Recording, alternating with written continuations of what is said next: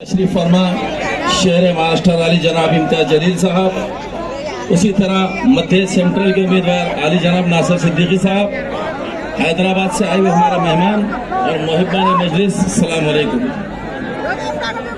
मंजिल लाख कठिन आए गुजर जाऊंगा, हौसला हार कर बैठूंगा तो मर जाऊंगा। चल रहे थे मेरे साथ, कहाँ है वो लोग ये जो कहते थे कि रास्ते में मैं बिखर जाऊंगा। अजीज साथियों और दोस्तों, ये 2024 का इलेक्शन ये तमाम किस्म की आपको आवाजें दे रहा है। देखिए, पार्लियामेंट से हमारी क़यादत को किस तरीके से खत्म करने की कोशिश की गई।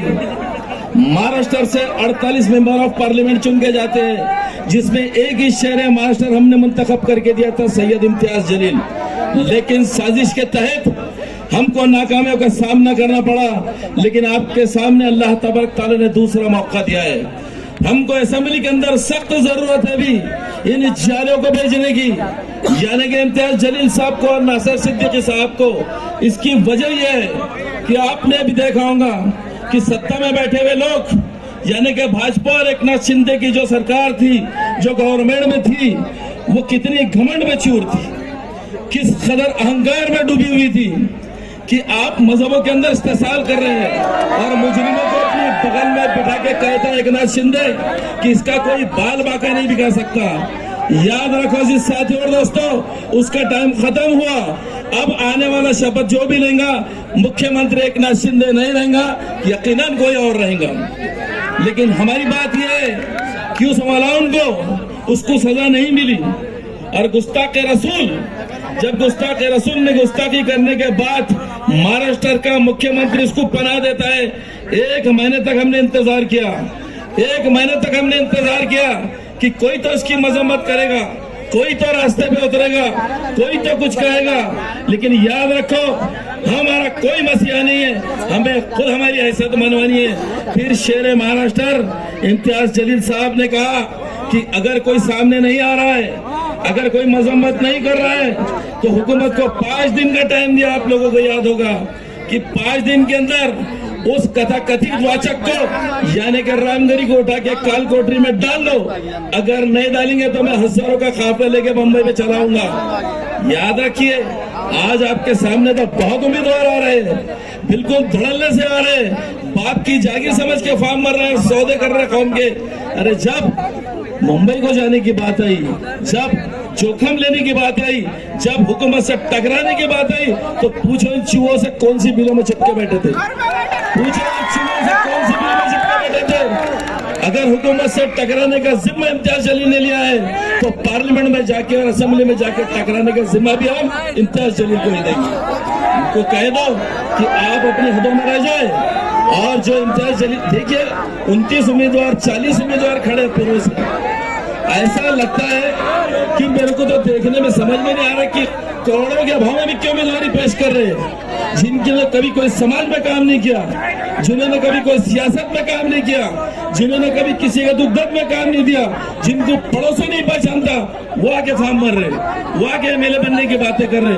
और कुछ तो सुपारी बहादुर मैदान में उतरे हुए, हर इलेक्शन की सुपारी ले रहे, हर इलेक्शन की सुपारी ले रहे कि किस तरह कौम की क़यादत को खत्म किया जाए, किस तरह कौम की क़यादत को खत्म किया जाए।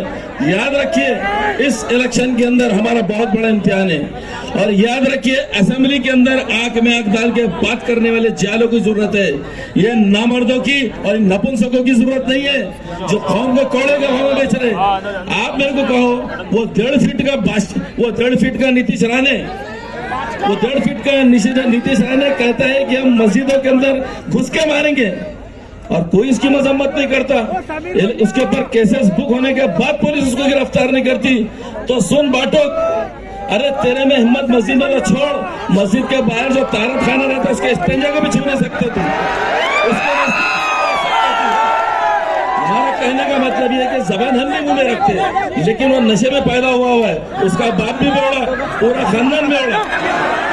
नशे में पैदा हुए लोगों से आप अकलमंदी की बात की उम्मीद मत रखो। वो कभी भी बात करेंगे, जबान खोलेंगे तो वो गंदी जबान खोलेंगे। लेकिन हमारा कहने का मतलब साफ है कि इधर ईस्ट विधानसभा से और मध्य विधानसभा से देखिए, आने वाली तारीख आपका इंतजार कर रही है। पूरी हिम्मत और शिद्दत से हमको उठ के सिर्फ पतंग का बटन दबाना है। इम्तियाज जलील साहब को और नासिर सिद्दीकी साहब को हमको असेंबली में भेजना इसलिए जरूरी है कि हमारे मुतालबात बेशुमार। देखिए, हमारी स्कॉलरशिप को खत्म कर दिया गया, हमारी यहाँ सब्सिडी को खत्म किया गया, हमारे औकाफ के अंदर जो तरमीम की बिल लाने की कोशिश की जा रही है, और इनके ऊपर कोई लड़ सकता है तो ईमानदारी से हमारे अपने ही एमएलए लड़ सकते हैं, हमारे अपने ही लोग लड़ सकते हैं। इसलिए तमाम लोगों से मेरा कहना है कि आप लोग सिर्फ आने वाली तारीख को, आप 20 तारीख को आप सिर्फ पतंग का बटन दबाएंगे। और मैं खास तौर से आप लोग कहूंगा कि जो लाडली बहना का खेल शुरू किया था एकनाथ शिंदे ने, देखिए इन्होंने सिर्फ भ्रष्टाचार किया, इन्होंने सिर्फ भ्रष्टाचार किया और रियासत में कोई काम नहीं किया। तो मैं खासतौर से हमारी बहनों को कहूंगा कि सुनो मेरी लाडली बहना, धोखेबाजों से बचकर रहना। सर पर इलेक्शन आया है, धोखेबाजों से बच के रहना। देखिए, ये लोगों ने भाइयों के जेब में से 5,000 रुपए निकाले और बहनों को 1,500 रुपए दिए। इन्होंने सिर्फ धंधे का कारोबार किए, धोखेबाजी का काम किए।